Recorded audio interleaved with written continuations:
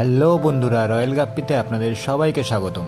গতকাল রাতে ট্যাঙ্কে মাত্র কয়েকটা বেবি গাপ্পি দেখতে পেয়েছিলাম, কিন্তু আজ সকালে ঘুম থেকে উঠে ট্যাঙ্কের দিকে তাকিয়ে যা দেখলাম তা দেখে আমি সত্যিই নিজেই অবাক হয়ে গেছিলাম। পুরো ট্যাঙ্কের মধ্যে যেন ছোট ছোট বেবি গাপ্পি ছড়িয়ে আছে। প্রথমে আমি ভাবলাম হয়তো কয়েকটা বাচ্চাই হবে, কিন্তু একটু ভালো করে দেখার পর বুঝলাম সংখ্যা তো অনেক বেশি।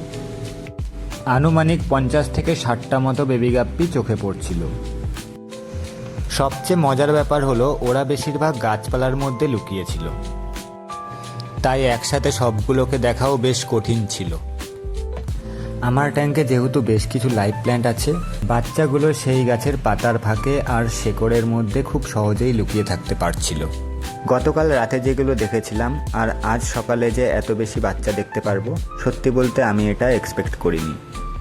কিন্তু এখানে একটা সমস্যা ছিল, এই ট্যাঙ্কে বড় গাপ্পিও রয়েছে, আর গাপ্পি ফ্রাইয়ের ক্ষেত্রে বড় মাছের কাছ থেকে সবসময়ই একটা রিস্ক থাকে।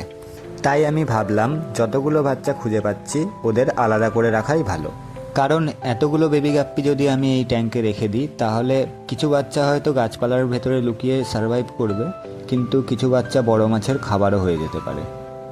তারপর ধীরে ধীরে গাছপালার মধ্যে থেকে বাচ্চাগুলোকে খুঁজে বার করতে শুরু করলাম। একটা একটা করে যতগুলো পাওয়া গেল সেগুলোকে আলাদা করে রাখলাম। এখানে পুরো কাজটা একটু কেয়ারফুল হয়ে করতে হয়েছে, কারণ বাচ্চাগুলো এতটাই ছোট যে খুব সহজেই চোখ এড়িয়ে যেতে পারে।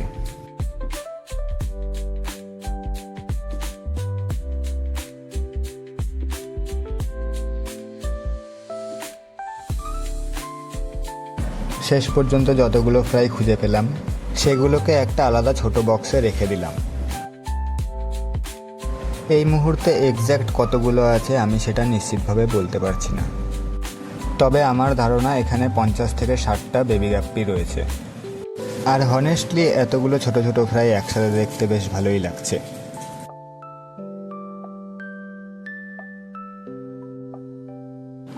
এখন আপাতত এই বক্সটাই ওদের নতুন গ্রো আউট স্পেস। এখানে আমি ওদের ভালোভাবে অবজার্ভ করতে পারবো, খাবার দেওয়া সহজ হবে, আর সবচেয়ে গুরুত্বপূর্ণ বড় মাছগুলোর থেকে ওরা সেফ থাকবে। এখন থেকে দেখতে হবে ওদের মধ্যে কতগুলো ভালোভাবে গ্রো করে, এবং আগামী কয়েক সপ্তাহে ওদের কালারেশন আর সাইজ কতটা পরিবর্তন হয়।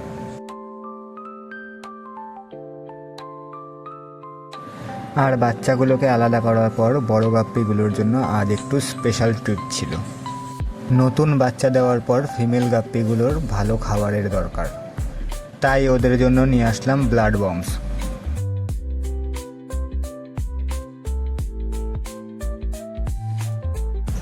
দেখতেই পারছেন খাবারটা পেয়ে ওরা বেশ অ্যাক্টিভ হয়ে গেছে। তো আজকের পুরো ঘটনাটা আমার জন্য সত্যি একটা আনএক্সপেক্টেড সারপ্রাইজ ছিল। এত তাড়াতাড়ি আবার বাচ্চা দেবে সেটা একদমই এক্সপেক্ট করিনি। সকালে এসে দেখি প্রায় 50-60টা ফ্রাই, তাই ওদের আলাদা করে রাখলাম। এবার শুরু ওদের নতুন গ্রোথ জার্নি। আগামী দিনগুলোতে ওদের গ্রোথ, সার্ভাইভাল আর কালারেশন কেমন হয় সেটা অবশ্যই আপনাদের সঙ্গে শেয়ার করব। ভিডিওটি ভালো লাগলে লাইক করে পাশে থাকবেন, আর রয়্যাল গাপ্পি চ্যানেলটা সাবস্ক্রাইব করে রাখবেন। দেখা হবে পরের ভিডিওতে। ধন্যবাদ।